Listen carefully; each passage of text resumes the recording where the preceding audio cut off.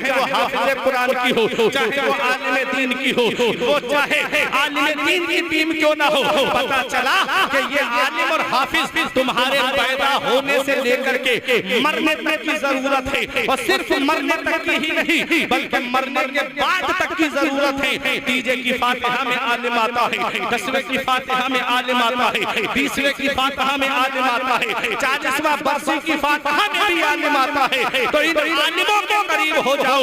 इमाम हसन फरमाते हैं लौलुल उलमाउ लसारन नास मिसलल बहाइम, अगर आलिम ना होते तो कौम जानवरों की तरह हो जाती। नारे तकबीर, नारे रिसालत, तालीमुल कुरान कॉन्फ्रेंस, मसलके आला हज़रत वलमाए अहले सुन्नत मुफ्ती फरमान रज़ा साहिब क़िबला मंजरी।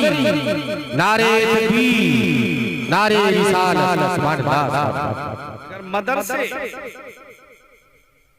और इन मदरसों में पढ़ाने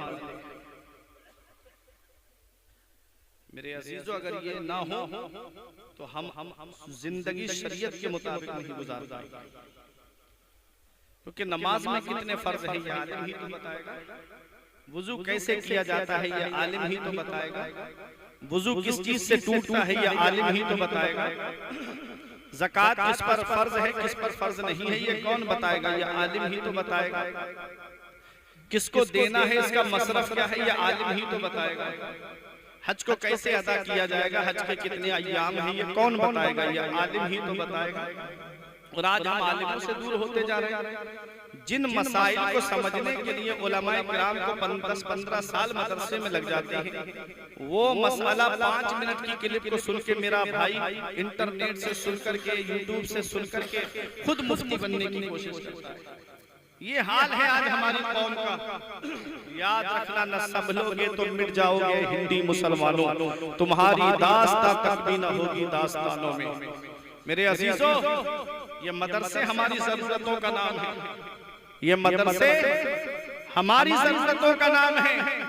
मदरसे में क्या पढ़ाया जाता है बता दूं मैं आपको, क्या पढ़ाया जाता है। मैं इन लोगों को नहीं आप लोगों को देख के तकरीर कर रहा हूँ, जरा बोलेंगे मोहब्बत से सुभान अल्लाह। मदरसे में क्या पढ़ाया जाता है। बिहार के अंदर कितना धरना दिया गया कि शराब पे पाबंदी होनी चाहिए, जगह जगह धरने दिए गए कि शराब बंद होना चाहिए। देखो मदरसे में पढ़ाया जाता है इन्नमल खम्रु वल मैसिर वल अंसाब वल अज़लामु रिज्सुम मिन अमलिश शैतान, कि जुआ भी शैतानी काम है और शराब भी शैतानी काम है, पत्ते खेलना भी शैतानी काम है। तो इन कामों से रुक जाओ, ये मदरसे में पढ़ाया जाता है। मदरसे में क्या पढ़ाया जाता है। मदरसे में पढ़ाया जाता है इक्तिलू हुवा अक़रबु लित्तक़वा, इंसाफ करो ये तक़वे के ज्यादा करीब। मदरसे में इंसाफ करना सिखाया जाता है। मदरसे में हर हकदार को उसका हक देना सिखाया जाता है। मदरसे में हर एक के हुकूक बताए जाते हैं। पड़ोसियों का क्या हक है ये मदरसे में पढ़ाया जाता है। रिश्तेदारों का क्या हक है ये मदरसे में पढ़ाया जाता है। अजीजों अकारिब का क्या हक है ये मदरसे में पढ़ाया जाता है। बीबी के क्या हुकूक हैं ये मदरसे में बताए जाते हैं। माँ बाप के क्या हुकूक हैं ये मदरसे में बताए जाते हैं। बड़े भाई का क्या हक है ये मदरसे में बताया जाता है। मदरसे में क्या पढ़ाया जाता है। मदरसे में पढ़ाया जाता है लानतुल्लाहि अलल काज़िबीन, झूठ बोलने वालों पर अल्लाह की लानत है, ये मदरसे में पढ़ाया जाता है। मदरसे में पढ़ाया जाता है वक़ज़ा रब्बुका अल्ला तअबुदू इल्ला इय्याहु व बिल वालिदैनि इहसाना इम्मा यब्लुगन्ना इंदकल किबरा अहदुहुमा अव किलाहुमा फला तकुल लहुमा उफ़्फ़िन व ला तनहरहुमा व कुल लहुमा क़ौलन करीमा। ये मदरसे में पढ़ाया जाता है कि अपने रब के सिवा किसी की बंदगी ना करो और अपने माँ बाप के साथ में हुस्न सलूक करो, अपने माँ बाप के साथ में भलाई करो। जब वो दोनों बुढ़ापे को पहुँच जाए या उनमें का कोई एक बुढ़ापे को पहुँच जाए, फला तकुल्लहुमा उफ, तो उन्हें उफ भी नहीं कहना, उन्हें झिड़कना नहीं, उन्हें डांट डपट करना तो बहुत दूर की बात। जब भी बोलना है तो मोहब्बत से बोलना है, जब भी बोलना तो प्यार से बोलना। माँ बाप का अदब करना मदरसे में सिखाया जाता है, माँ बाप से प्यार करना मदरसे में सिखाया जाता है, माँ बाप से मोहब्बत से बात करना मदरसे में सिखाया जाता है। अब आप दुनिया का जायजा ले लीजिए, माँ बाप ऐसी मंजिल पे पहुंच जाएं कि वो सिर्फ चारपाई पे बैठे रहे, अब उनको खाना भी चारपाई पे देना है। अब वो अगर माजूर हैं जाने से बाथरूम वगैरह में भी, तो मुझे बताओ वो बेटे जो दुनियावी तालीम हासिल किए हुए हैं, ऐसे बेटों को मैंने अपनी आंखों से देखा कि ऐसे आलम में माँ बाप को बोझ समझते हैं। वो सोचते हैं कि मेरे माँ बाप से मेरा पीछा छूट जाए, और अगर बेटा आलिम या हाफिज होता है तो ऐसे वक्त में माँ बाप की खिदमत करने को वो अपने लिए जन्नत समझता है। ऐसे आलम में माँ बाप की खिदमत करने को वो अपने लिए सरमाया हयात समझता है। तो पता चला मेरे अजीजों, जब माँ बाप बूढ़े हो जाते हैं तो बेटा जो अपने माँ बाप को बुढ़ापे की दहलीज में अपने सीने से लगाता है, वो या तो हाफिज़े कुरान होता है या आलिम दीन होता है, या वो बेटा जिसने दीन से शगफ हासिल किया है, वो बेटा जिसने दीन से लगाव रखा है, या जो उलमा के करीब रहा है, वो बेटा बुढ़ापे में अपने माँ बाप को अपने लिए जन्नत समझता है। ऐ मेरे अजीजों, माँ बाप ज़हमत नहीं है, माँ बाप अल्लाह की रहमत है। माँ बाप बुढ़ापे की दहलीज पे पहुंच जाएं तो हमें उनको बोझ नहीं समझना चाहिए, अपने बचपन को देखना चाहिए। जब बचपन में हम बीमार पड़े थे तो यही हमारा बाप है जो हमको डॉक्टरों के पास लेकर गया, यही हमारी बूढ़ी माँ है जो हमको डॉक्टरों के पास लेकर के गई। क्या कहा बाप ने, डॉक्टर साहब जमीन बिके तो बिक जाए, मकान बिके तो बिक जाए, प्रॉपर्टी जाए तो चली जाए, लेकिन मेरी औलाद को कुछ नहीं होना चाहिए। आज वही माँ बाप बूढ़े हो गए, हमने उनके बिस्तर घर से बाहर कर दिए। आज वही माँ बाप जिनके जिस्म की हड्डियों ने जवाब दे दिया, आज हमने उनको तीनों झोपड़ियों में रहने पे मजबूर कर दिया। हम कौन सा मुंह लेके अपने आका की बारगाह में जाएंगे, कौन सा चेहरा लेकर के शाफ़िए महशर की बारगाह में जाएंगे। कयामत के दिन हमारे नबी ने हमसे पूछ लिया, बुढ़ापे में माँ बाप की दौलत मिली थी, बताओ क्या सुलूक करके आए हो, क्या कहोगे उनको बिस्तर घर से बाहर करके आए, क्या कहोगे उन्हें तीनों झोपड़ियों में रहने पे मजबूर करके आए। याद रखना नेपाल में रहने वालों, हर चीज तुम्हें सोशल मीडिया पे नहीं मिलेगी, हर चीज तुम्हें इंटरनेट पे नहीं मिलेगी, हर चीज तुमको गूगल पे नहीं मिलेगी। कुछ जिंदगी जीने के तरीके माँ बाप के पास बैठने से मिलते हैं, कुछ जिंदगी जीने के तरीके माँ बाप के पास बैठने से आते हैं। आज मोबाइल ने इतना दूर कर दिया औलाद को, बाप चारपाई पे बैठा है, बेटा मोबाइल में लगा रहेगा, बाप से बात करने तक की तौफीक नहीं होती, बाप से बात करने तक की तौफीक नसीब नहीं होती। मेरे अजीजों, याद रखना एक दिन ऐसा आएगा, मोबाइल होगा तुम्हारे पास लेकिन बाप नहीं होगा, मोबाइल होगा तुम्हारे पास लेकिन दुआ देने वाली माँ नहीं होगी। इसलिए वक्त रहते हुए अपने माँ बाप की कदर कर लो। अगर वो जिंदा है तो उनकी खिदमत करो, अगर वो हयात है तो उनकी खिदमत करो, और अगर उनका इंतकाल हो गया है तो आका फरमाते जुमे के दिन जो माँ बाप की कब्र की जियारत कर ले, ऐसा बेटा माँ बाप के साथ हुस्न सलूक करने वालों में लिखा जाता है, माँ बाप के साथ फरमाबरदारी करने वालों में लिखा जाता है। ऐ मेरे अजीजों, तवज्जो के साथ सुनिएगा, माँ बाप अल्लाह की बहुत बड़ी नेमत है। इसका पता हमें तब चलता है जब इनका साया हमारे सर से उड़ जाता है। माँ बाप इतनी बड़ी अल्लाह की नेमत है, इसका पता हमें तब चलता है जब माँ बाप का साया हमारे सर से उड़ जाता है। फिर चिराग लेके भी ढूंढोगे तो बाप जैसा प्यार करने वाली शख्सियत नहीं मिलेगी, माँ जैसी मोहब्बत करने वाली शख्सियत नहीं मिलेगी, माँ बाप जैसा प्यार करने वाली जात नहीं मिलेगी।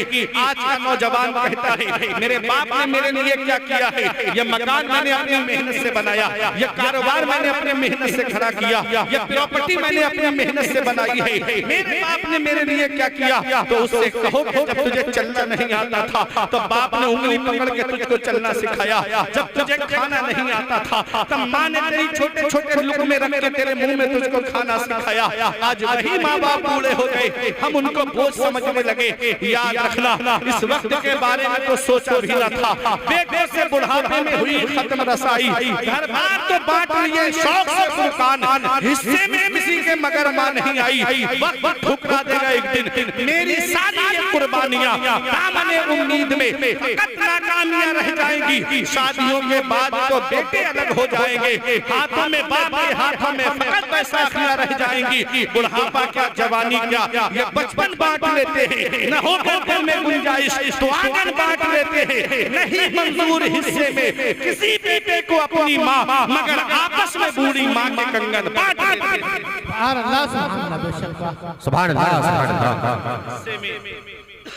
किसी बेटे को अपनी माँ, मगर आपस में बूढ़ी माँ के कंगन बांट लेते हैं।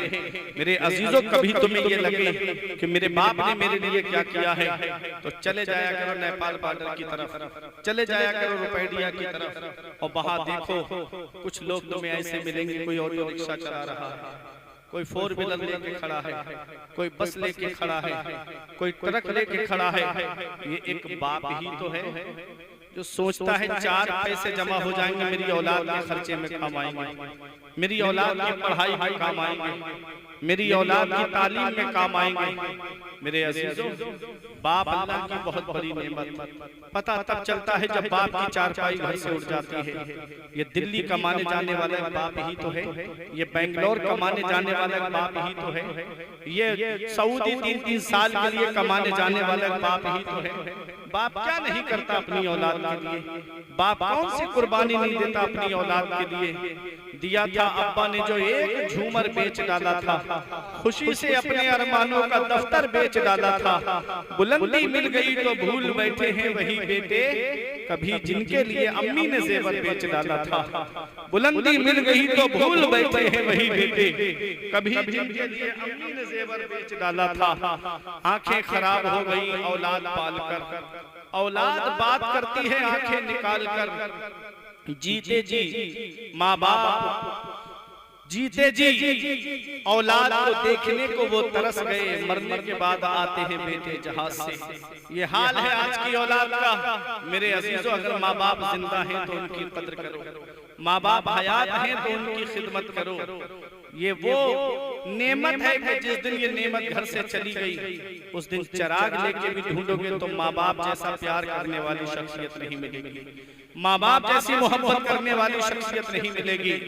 माँ बाप का क्या अदब है, ये मदरसे में पढ़ाया जाता है, मदरसे में पढ़ाया जाता है। हुमा जन्नतों का हुमा नारों का, तुम्हारे माँ बाप तुम्हारी जन्नत भी हैं और तुम्हारे माँ बाप तुम्हारी जहन्नम भी हैं। माँ बाप को राजी रखोगे, उनको खुश रखोगे तो अल्लाह ताला जन्नत अता फरमाएगा, और अगर माँ बाप को सताया, उन पर जुल्म किया, अल्लाह ताला जहन्नम में डालेगा।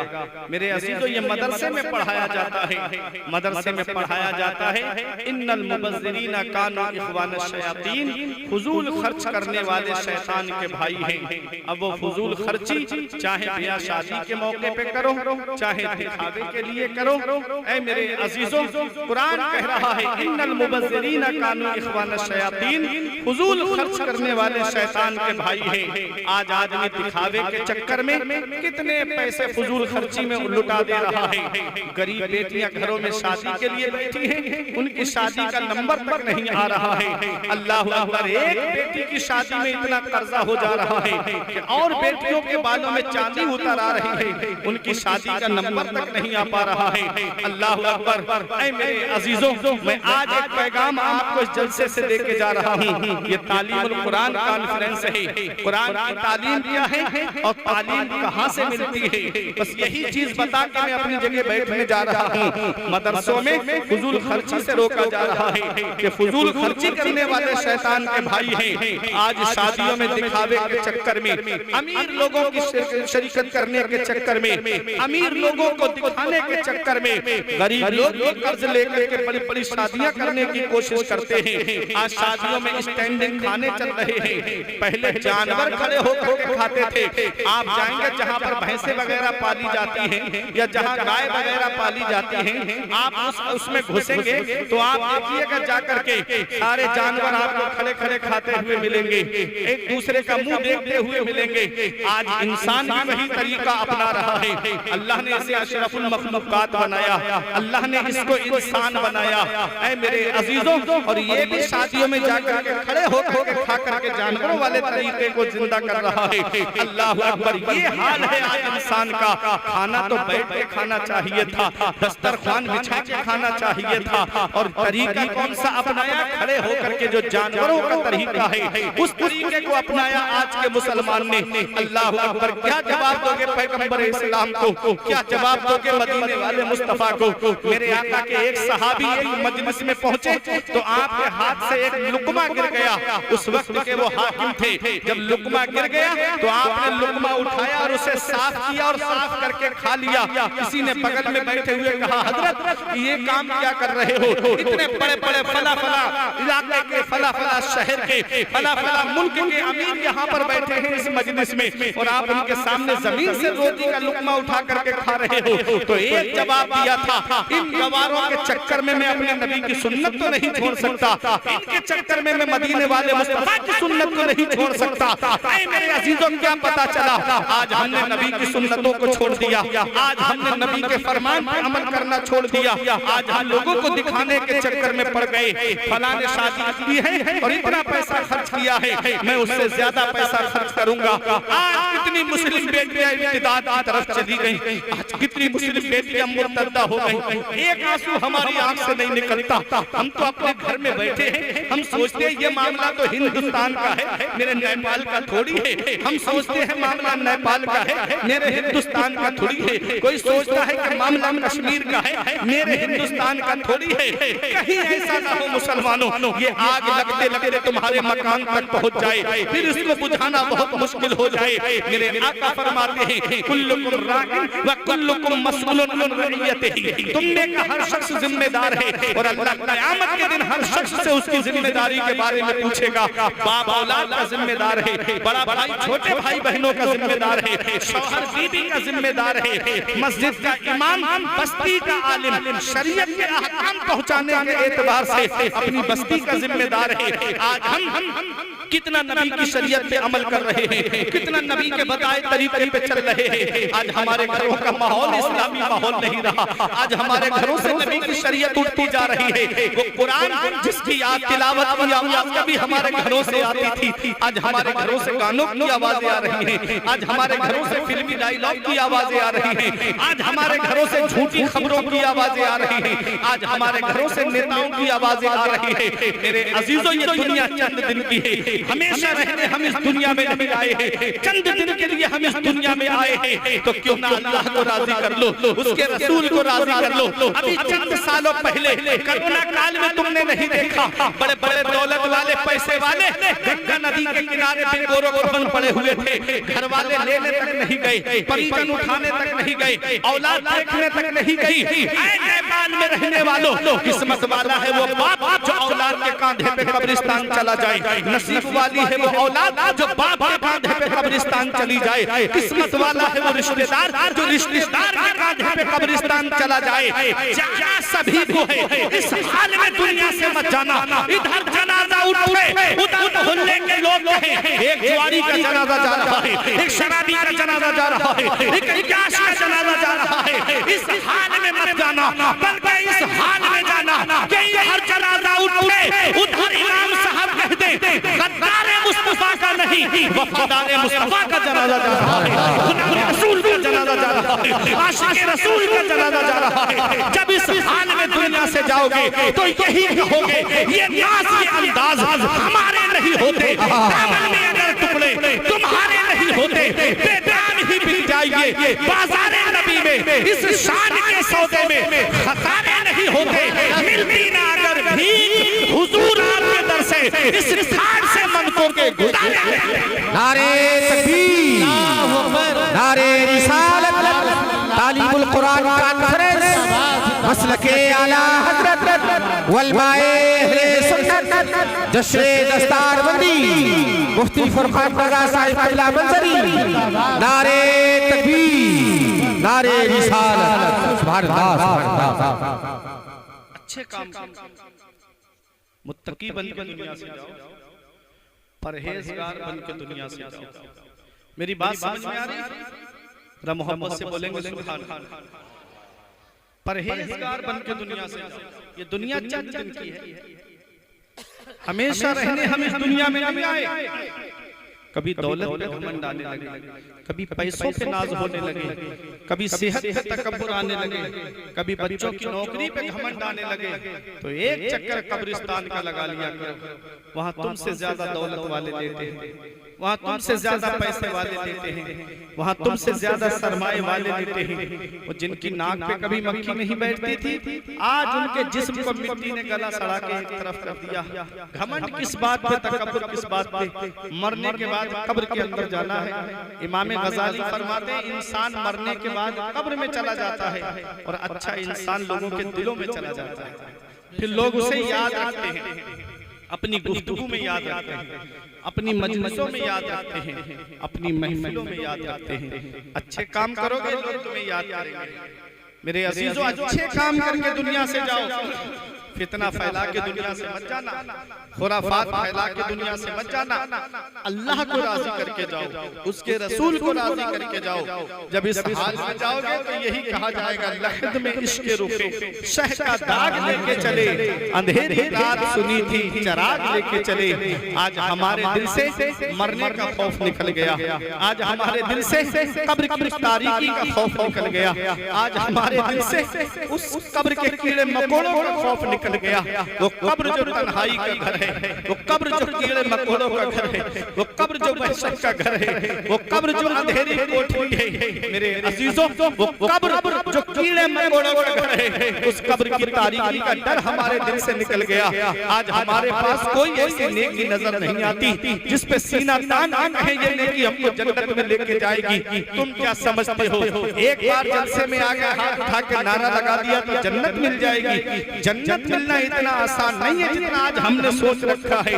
नमाजें छोड़ के कहता है मैं हुसैनी हूँ, बता हुसैन ने का फर्ज ऐन छोड़े हैं। मेरे अजीज में पहुंचा हूँ इस नतीजे पर, नमाज छोड़ दी समझो हुसैन छोड़े हैं। मेरे अजीजों, आज हमारे दिल से खुदा का खौफ निकल गया। जिसके पास नमाजों का सवाब भी है, जिनके पास रोजों का सवाब भी है, जिनके पास हज व ज़कात का सवाब भी है, उनके खौफे खुदा का जरा आलम देखिए। अल्लाह अकबर। आज हम दुनिया में रहकर तीन चीजों के लिए मेहनत करते हैं कि मेरा कपड़ा अच्छा हो जाए, मेरा लिबास अच्छा हो जाए, मेरा मकान अच्छा हो जाए और मेरा नाम ऊंचा हो जाए। और मरने के बाद अल्लाह यही तीन चीजें सबसे पहले बदल देता है। नाम मरहूम कर देता है, लिबास कफन बना देता है और मकान कब्र बना देता है। दुनिया में जिन तीन कामों के लिए हम मेहनत करते रहे, रात और दिन जिनके लिए हमने एक कर दिया, आज वही मरने के बाद तीन काम सबसे पहले, तीन चीजों को सबसे पहले अल्लाह ने बदला।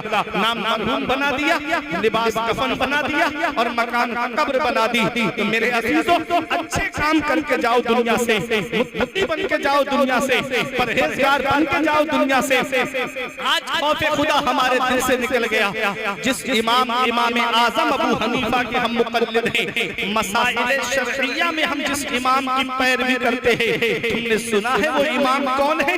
इमाम आजम अबू हनीफा। उनका खौफे खुदा क्या है? उनका खौफे खुदा आप जरा देखिएगा। शायर अहले सुन्नत जुबैर रज़ा हस्सानी मुरादाबादी की आमद हो गई है। मैंने उनका तारुफ करा दिया। नारे तकबीर नारे रिसालत वलमाए अहले सुन्नत शायर अहले सुन्नत जुबैर रज़ा हस्सानी, शायर अहले सुन्नत जुबैर रज़ा हस्सानी। नारे तकबीर नारे रिसालत।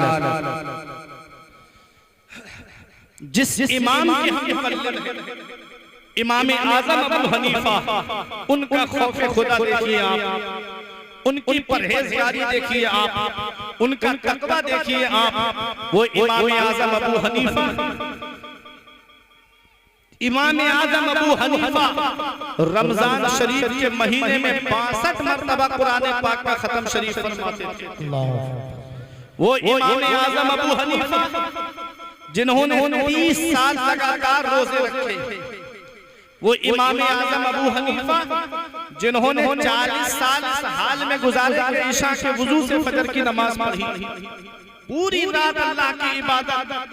वो इमाम आजम अबू हनीफा जहां आपका मदफन है, जहां आपकी कब्र है, जहां आपका मजार शरीफ है, उस जगह पर आपने 7000 मरतबा कुरान पाक का खत्म शरीफ फरमाया। सुभान अल्लाह। वो इमाम आजम अबू हनीफा जिन्होंने 1500 दिरहम खर्च करके एक लिबास सिलवाया, जिसे सिर्फ आप नमाज के लिए रात में जब अल्लाह की इबादत करने के लिए खड़े होते तो आप उस लिबास को ज़ेबतन फरमाते थे। 1500 दिरहम खर्च करके ऐसा उम्दा लिबास आपने सिलवाया, और रात में अल्लाह की इबादत करने के लिए जब खड़े होते तो उस लिबास को आप ज़ेबतन फरमाते थे। आज हम शादी में जाएंगे तो अच्छे कपड़े पहन के जाएंगे, मार्केट जाएंगे तो अच्छे कपड़े पहन के जाएंगे, किसी की बर्थडे पार्टी में जाएंगे तो अच्छे कपड़े पहन के जाएंगे, किसी के यहाँ पर रिश्तेदारी में जाएंगे तो अच्छे कपड़े पहन के जाएंगे, और जब मस्जिद में आएंगे तो मैले कपड़े पहनकर, जब मस्जिद में आएंगे तो बोसीदा कपड़े पहनकर, मस्जिद में आएंगे तो परगंदा हाल आएंगे। इल्ला माशा अल्लाह। अल्लाह फरमाता है या बनी आदम खुजू ज़ीनतकुम इंदा कुल्ले मस्जिद। अल्लाह फरमाता है ऐ औलादे आदम, हर नमाज के लिए जीनत पकड़ो, हर नमाज के लिए अच्छा कपड़ा पहनो, हर नमाज के लिए उम्दा लिबास पहनो। आज हम शादी ब्याह मार्केटों में जाएंगे तो उम्दा कपड़े पहन के, अच्छे कपड़े पहन के, और जब अल्लाह की इबादत के लिए आएंगे तब हम ऐसे ही कपड़ों में आ जाएंगे। इमाम आजम अबू हनीफा ने 1500 दिरहम खर्च करके लिबास सिलवाया, और आप उसको अल्लाह की इबादत के लिए ज़ेबतन फरमाते थे। वो इमाम आजम अबू हनीफा। आज का मेरा भाई कहता है मौलाना मैं झूठ नहीं बोलूंगा तो मेरी तिजारत नहीं चलेगी, मैं झूठ नहीं बोलूंगा तो मेरा कारोबार नहीं चलेगा, मैं झूठ नहीं बोलूंगा तो मेरा बिजनेस आगे कैसे बढ़ेगा। हमारे इमाम आजम अबू हनीफा, जिस इमाम के हम मुक़ल्लिद हैं, मेरे अजीजों, वो जहां इमाम आजम है, जहां वो बहुत बड़े मुहद्दिस हैं, जहां इमामुल अइम्मा है, जहां काशिफुल उम्मा है, जहां सिराजुल उम्मा है, वहीं वो बहुत बड़े ताजिर भी हैं, बहुत बड़े ताजिर भी हैं। कपड़े का बिजनेस है आपका, कपड़े का कारोबार है आपका, और परहेजगारी देखो, तकवा देखो।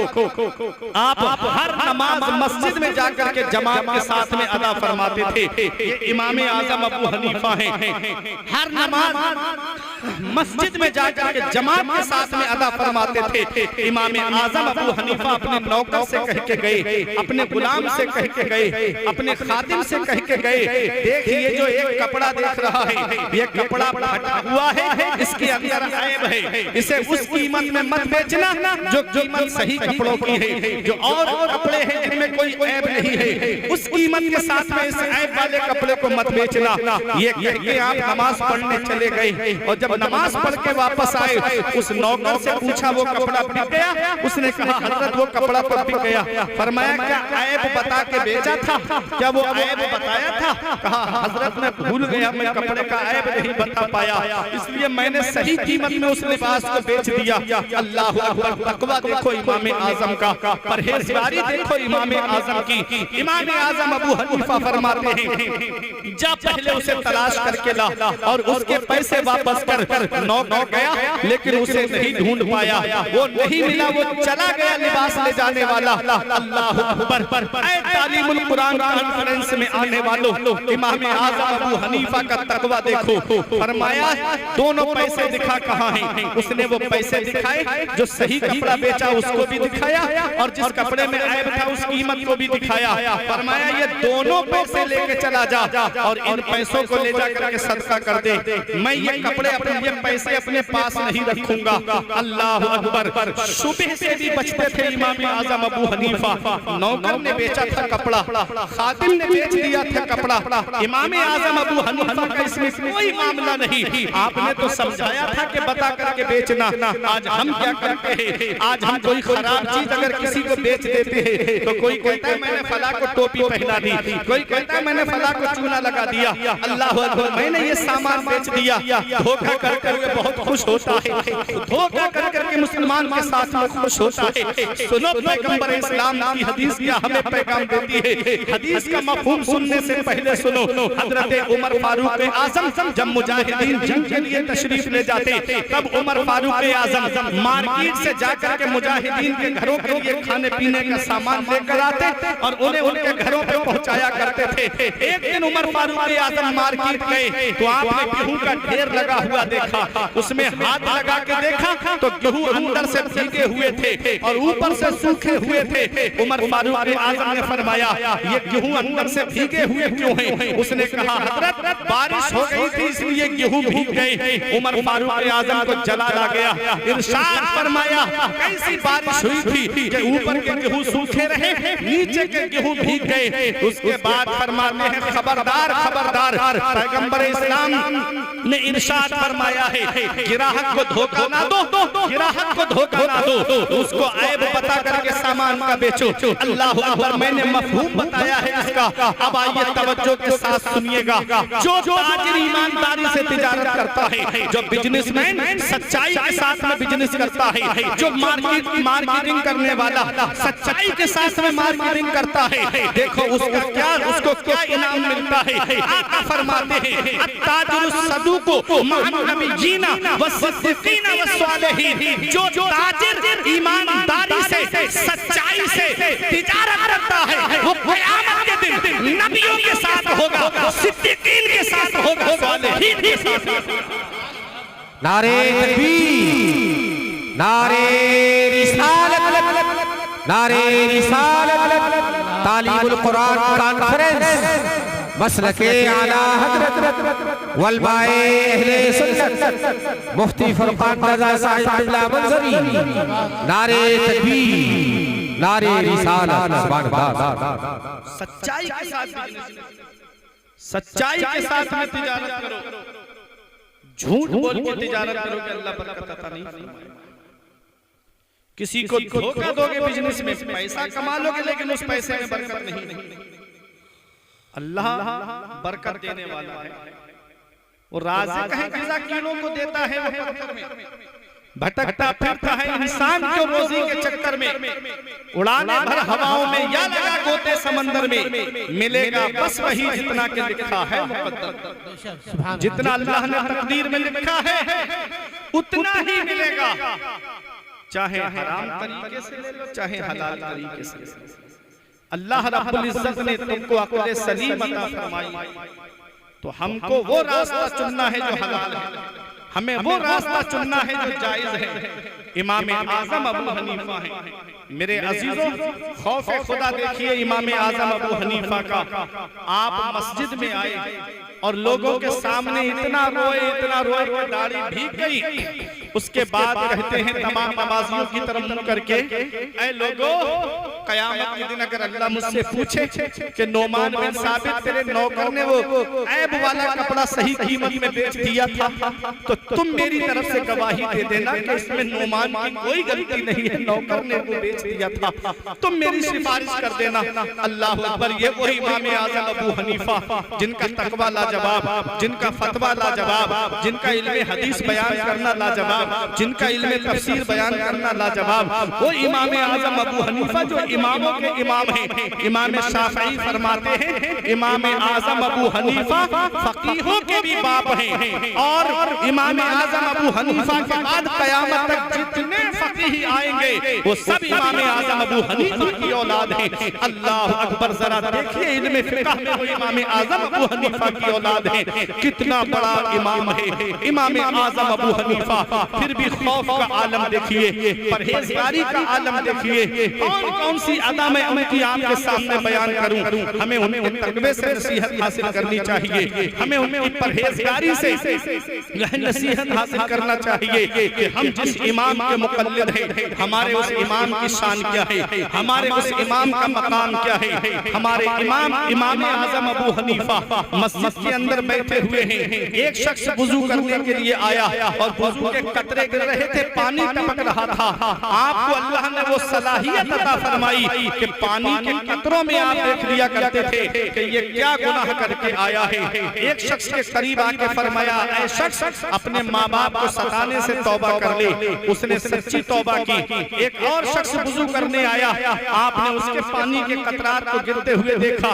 उसके करीब आके फरमाया, शराब से तौबा कर ले। उसने शराब से सच्ची तौबा कर ली। इमाम आजम अबू हनीफा है।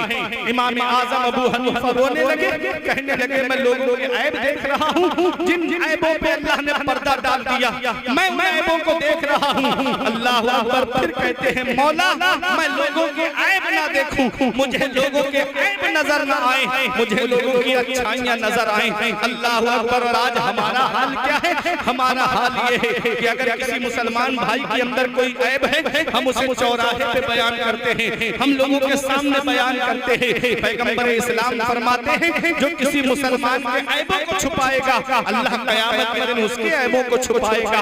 और आज हम ऐबों को जाहिर कर रहे हैं। अल्लाह अकबर। मेरे अजीजों, हमें अपने इमाम की सीरत से पैगाम लेना चाहिए, हमें अपने इमाम की सीरत से इबरत हासिल करनी चाहिए। इमाम आजम अबू हनीफा है, लोगों के ऐबों को छुपा रहे हैं। अल्लाह अकबर। यही इमाम आजम अबू हनीफा है। मेरे अजीजों, इनका एक पड़ोसी था और वो शराबी था, रोजाना गालियां बकता था शराब के नशे में धुत होकर के। एक दिन शाम को उसकी आवाज नहीं आई। सुबह को इमाम आजम अबू हनीफा ने पूछा, अरे वो रात को गालियां बकता है हमारा पड़ोसी, वो कहाँ चला गया? किसी ने कहा, हजरत उसे तो पुलिस पकड़ के ले गई, वो शराब के नशे में लोगों को गालियां देता था, इसलिए पुलिस उसको उठा करके ले गई। पड़ोसी है इमाम आजम अबू हनीफा। अल्लाह अकबर। पड़ोसी का हक अदा करने के लिए आप गए जाकर के सिपाही से कहा कि इसे रिहा कर दो। तो सिपाही ने कहा, हजरत आप यहाँ क्या करने आए हैं? फरमाया, मेरा पड़ोसी गिरफ्तार करके ले आए हो, मेरे पड़ोसी को पकड़ के ले आए हो। इमाम आजम से वो कहने लगा, हजरत ये तो बहुत बड़ा गुनहगार है, ये तो शराबी है, आप इसकी जमानत के लिए आए हैं। इमाम आजम अबू हनीफा फरमाते, मेरा पड़ोसी है इसलिए मैं आया हूँ। अल्लाह अकबर। इमाम आजम अबू हनीफा की जब बात उसने सुनी तो अंदर से खड़े होकर कह रहा था, लोग हमें रुसवा करना चाहते हैं, लोग हमें जलील करना चाहते हैं, लोग हमारे ऊपर एहसान लादना चाहते हैं। जब सिपाही ने उसको रिहा कर दिया, इमाम आजम अबू हनीफा ने रास्ते में उससे कहा, सुन, मैं तुझे जलील नहीं करना चाहता, मैं तुझे रुसवा नहीं करना चाहता, मैं तो तेरी इज्जत बढ़ाना चाहता हूँ। तू गुनाहों से सच्ची तौबा कर ले, अल्लाह तेरी इज्जत बढ़ा देगा। उसने हाथ जोड़ के कहा, हजरत मुझे माफ कर देना, आज के बाद कभी गुनाह के करीब नहीं जाऊंगा, आज के बाद कभी भी शराब के करीब नहीं जाऊंगा, सच्ची तौबा करता हूँ। अल्लाह अकबर। ये हमारे इमाम आजम अबू हनीफा है। पैगंबर इस्लाम ने जो पड़ोसियों के हुकूक बताए हैं, इमाम आजम अबू हनीफा ने अपने पड़ोसियों के हुकूक भी अदा किए हैं। इमाम आजम अबू हनीफा का पड़ोसी मकरूज हो गया, कर्ज में हो गया। उसने इरादा कर लिया कि मैं मकान बेच दूंगा और ये मकान बेच करके कर्जा अदा करूंगा।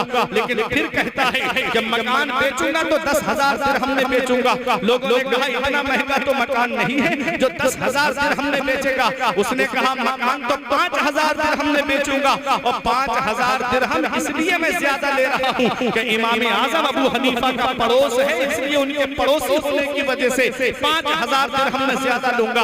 अल्लाह अकबर। आज अगर नेकों का पड़ोस मिल जाए तो किस्मत की बात है, परहेजगारों का पड़ोस मिल जाए तो किस्मत की बात है, मदरसे का पड़ोस मिल जाए तो किस्मत वाले हो, मस्जिद का पड़ोस मिल जाए तो किस्मत वाले हो। देखो, इमाम आजम अबू हनीफा का पड़ोस है, वो कहता है कि मैं उनके पड़ोसी होने की वजह से 5,000 दिरहम ज्यादा लूंगा। इमाम आजम अबू हनीफा को जब ये बात पता चली, आपने उसे बुलाया, कहा मकान को बेचना चाहता है। उसने कहा, हजरत बहुत कर्जा है मेरे ऊपर, मेरे पास इतने पैसे नहीं, लोग मुझे परेशान कर रहे हैं कर्ज वाले, मैं उनका कर्जा अदा करना चाहता हूँ। इमाम आजम अबू हनीफा फरमाते हैं, मकान मत बेच, 10,000 दिरहम मुझसे लेके चला जा, लेकिन मेरा पड़ोस छोड़ के मत जा। अल्लाह अकबर। क्या पता चला, अच्छा पड़ोसी किस्मत से मिलता है, अच्छा पड़ोसी नसीब से मिलता है, अच्छा पड़ोसी किस्मत से मिलता है। आका इरशाद फरमाते हैं, इल्तमिसुल जारा क़ब्ल दार, घर बनाने से पहले पड़ोसी देख लो। पड़ोसी नेक होता है तो उसकी नेकी का सवाब तुम्हें भी मिलेगा, और अगर पड़ोसी गुनहगार है, अल्लाह अकबर, एक दिन उसका वबाल भी इंसान के ऊपर आ जाता है। इसलिए अच्छा पड़ोस तलाश किया करो। आज आदमी कहता है कि मैं मस्जिद वाले के करीब में मकान बेच के जा रहा हूँ क्योंकि मुझे बार बार परेशान करते हैं। इमाम साहब की आवाज आती है, अजान आवाज दे करके सुबह को मेरी नींद खराब कर देते हैं। माज़अल्लाह, ऐसे भी मुसलमान हमने देखे। अरे किस्मत वाला है वो जिसका पड़ोस अल्लाह के घर के करीब है। किस्मत वाला है वो जिसे मस्जिद का पड़ोस मिल जाए। तुमने देखा नहीं हजरत इब्राहीम अलैहिस्सलाम ने जब हजरत हाजरा और हजरत इस्माईल अलैहिस्सलाम को काबे के करीब में छोड़ा था तो क्या कहा था? रब्बना इन्नी अस्कनतु मिन ज़ुर्रियती, ए मेरे मौला मैंने अपनी कुछ औलाद को बसा दिया है। कहां? बेवादिन गैर ज़ी ज़र्अ, ऐसी जमीन पर बसाया है जहां ना कोई खेती होती है, जहां ना कोई हरियाली है, जहां पर कोई सब्जा नहीं है। इंदा बैतकल मुहर्रम, बसाया है तो तेरे हुर्मत वाले घर के करीब बसाया। नारे तकबीर, नारे तकबीर, नारे रिसालत, नारे रिसालत, तालीमुल कुरान कॉन्फ्रेंस।